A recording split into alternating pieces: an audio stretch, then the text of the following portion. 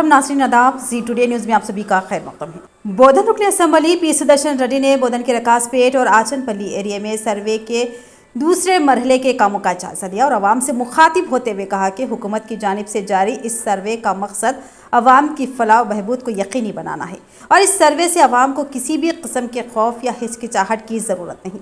MLA Sudarshan Reddy ने आवाम से appeal की कि वो बिला झिझक अपनी तफसीलात फराहम करे ताकि हुकूमत को तरक्याती मंसूबों को बेहतर मनसूबाबंदी में मदद मिल सके। सुदर्शन रेड्डी ने मजीद कहा कि यह सर्वे इलाके की तरक्की और अवामी खिदमात की फराहमी में हुकूमत की संजीदा कोशिशों का हिस्सा है। आवाम को चाहिए कि वो अपनी मुकम्मल और दुरुस्त मालूमात फराहम करके इस मुहिम का हिस्सा बने और हुकूमत की फलाही पॉलिसियों से फ़ायदा उठाए। 3 डेज से जो सर्वे कर रहे, एक घर में कितने लोग रहते, क्या काम करते, गिराते नहीं, डरे नहीं, कौन पढ़े है तो कौन सा पढ़ाई हो रहा, कौन सा क्लास है, कहाँ तो भी जॉब कर रहे का, ये सब डिटेल लेने के बाद ये गवर्नमेंट आप लोगों को पेंशन देने के वास्ते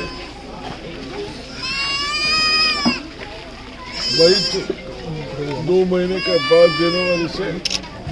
बारीक चावल दे रहे, चावल देने के वास्ते घर में भी कितने लोग रहते हैं, ये सब डिटेल ले रहे।